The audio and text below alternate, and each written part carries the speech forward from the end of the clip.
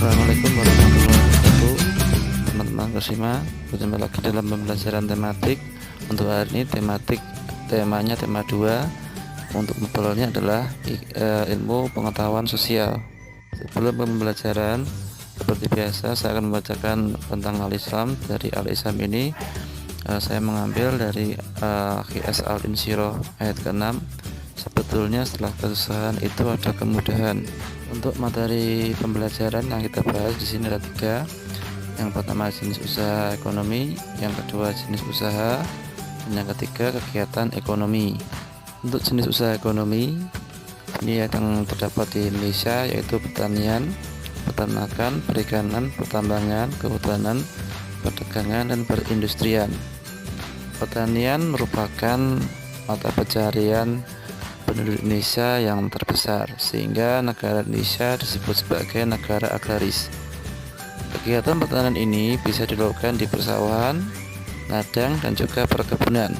Cara yang bisa dilakukan untuk meningkatkan produksi pertanian diantaranya adalah identifikasi pertanian. Identifikasi pertanian merupakan suatu cara untuk meningkatkan hasil pertanian dengan cara panca usaha tani. Panca usaha tani ini meliputi yang pertama pengolahan tanah dengan baik, yang kedua pemilihan bibit unggul, yang ketiga pengairan yang teratur, yang keempat pemakaian pupuk yang seimbang sesuai dosis, yang kelima pemberantasan hama pengganggu. Masih membahas mengenai cara yang bisa dilakukan untuk meningkatkan produksi pertanian. Berikutnya yang kedua adalah diversifikasi pertanian, merupakan usaha meningkatkan hasil pertanian dengan memperbanyak jenis tanaman pada lahan pertanian, contohnya dengan sistem tumpang sari dan mina padi. Berikutnya adalah ekstensifikasi pertanian, adalah usaha meningkatkan hasil pertanian dengan memperluas lahan pertanian. Dan yang berikutnya rehabilitasi pertanian, adalah usaha meningkatkan hasil pertanian dengan cara memperbarui cara-cara pertanian atau dengan mengganti dengan tanaman yang lebih produktif. Untuk hasil pertanian terdapat beberapa jenis tanaman hasil pertanian persawahan, antara lain padi, palawija, dan hortikultura. Sedangkan pertanian perkebunan menghasilkan tanaman tebu, tembakau, karet, rosella, kelapa sawit, teh, karet, lada, dan kayu cendana. Untuk peternakan adalah usaha ekonomi yang berupa budidaya hewan ternak. Jenis-jenis peternakan yang ada di Indonesia antara lain peternakan hewan besar, ini menghasilkan sapi, kerbau, dan kuda. Dan kedua, peternakan hewan kecil, ini menghasilkan kambing, domba, dan kelinci. Yang ketiga, peternakan unggas, ini menghasilkan ayam, itik, mentok, angsa, dan burung. Berikutnya kegiatan ekonomi yang ada di Indonesia merupakan berupa perikanan. Secara umum, usaha perikanan di Indonesia dibedakan menjadi 2 macam, yaitu perikanan darat dan perikanan laut. Untuk perikanan darat merupakan usaha memelihara ikan dan menangkap ikan di perairan darat. Contohnya perikanan air tawar, ini yang menghasilkan ikan gurami, ikan nila, ikan mujair, dan ikan lele. Dan perairan payau, perikanan air payau yang dihasilkan antara lain bandeng, lobster, dan udang. Berikutnya adalah perikanan laut. Untuk perairan laut ini terjadi di daerah tepi pantai. Yang dihasilkan adalah ikan laut, kerang, rumput laut, dan mutiara. Untuk kegiatan yang berupa di daerah kehutanan, untuk fungsinya hutan dulu sebagai paru-paru dunia. Selain itu, hutan juga bisa menghasilkan barang baku produksi. Ini untuk berbagai jenis hasil dari hutan antara lain kayu jati, meranti, ulin, damar, dan rotan. Untuk materi pembelajaran yang kita bahas di sini ada 3. Yang pertama jenis usaha ekonomi, yang kedua jenis usaha, dan yang ketiga kegiatan ekonomi.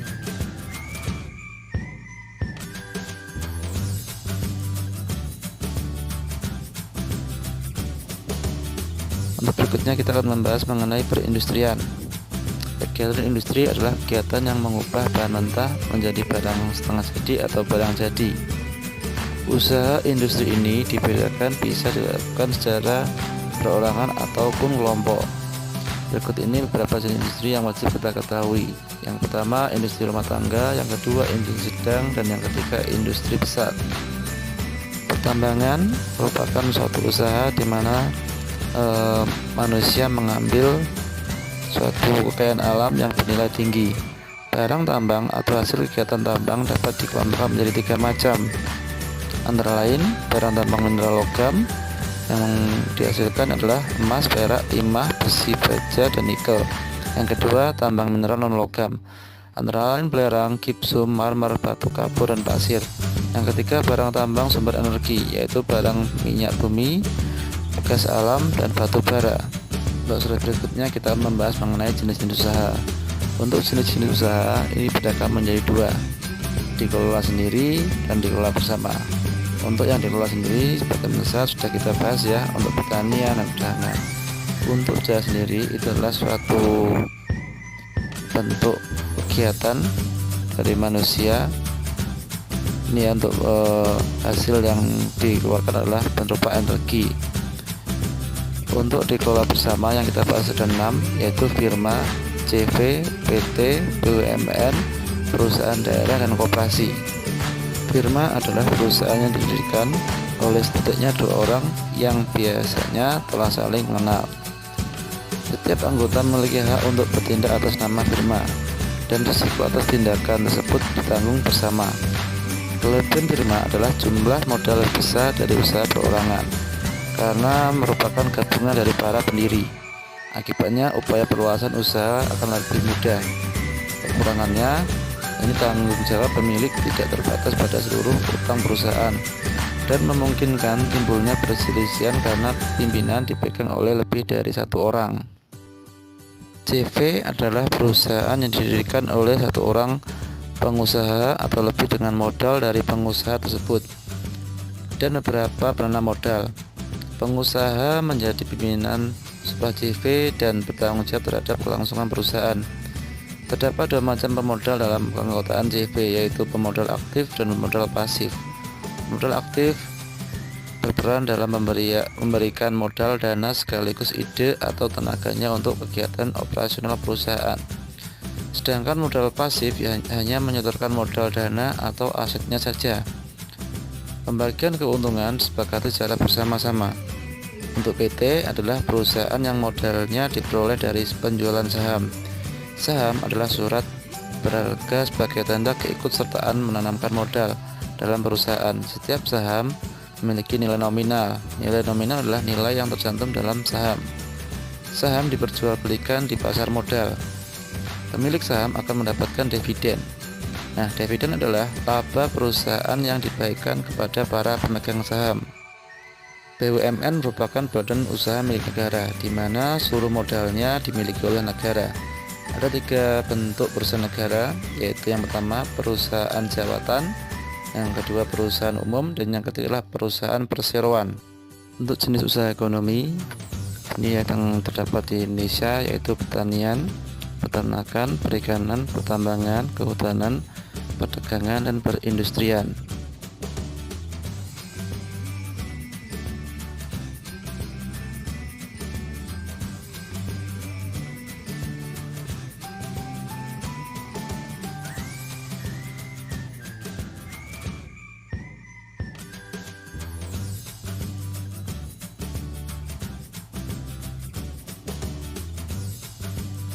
Koperasi adalah usaha bersama dalam bidang ekonomi.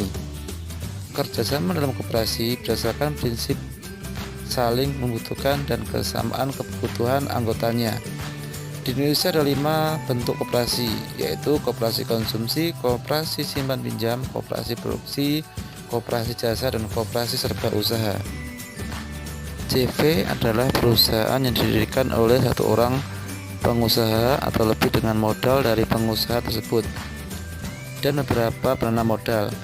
Pengusaha menjadi pimpinan sebuah CV dan bertanggung jawab terhadap kelangsungan perusahaan. Terdapat 2 macam pemodal dalam keanggotaan CV, yaitu pemodal aktif dan pemodal pasif.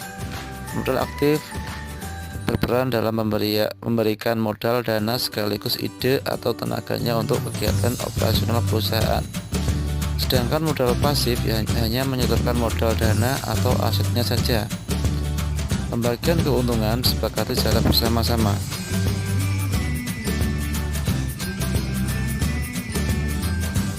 Nah, masih membahas mengenai jenis-jenis koperasi. Yang ketiga, koperasi produksi. Koperasi produksi sendiri merupakan koperasi yang bergerak dalam bidang produksi barang-barang. Produksi barang-barang tersebut dapat dilakukan secara bersama-sama ataupun sendiri. Nah, contohnya ada untuk koperasi produksi ini, koperasi peternak sapi, koperasi pengusaha tahu dan tempe, dan lain-lain.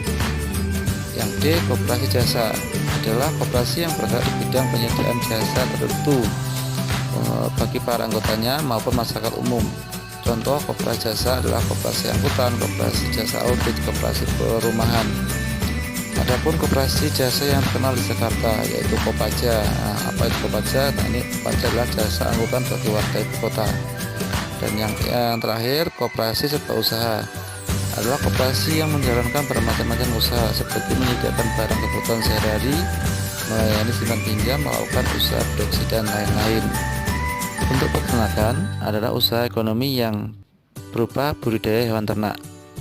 Jenis-jenis peternakan yang ada di Indonesia antara lain, pengertian dari kegiatan ekonomi sendiri adalah seluruh aktivitas atau kegiatan yang dilakukan manusia untuk memenuhi kebutuhan sehari-hari. Nah, kita akan membahas mengenai 3 kegiatan ekonomi. Yang pertama adalah produksi. Produksi merupakan kegiatan yang menghasilkan barang atau jasa, sedangkan pelaku produksi disebut dengan produsen. Untuk yang kedua, distribusi. Distribusi merupakan kegiatan menyalurkan barang dan jasa. Untuk pelaku distribusi disebut distributor. Dan yang ketiga adalah konsumsi.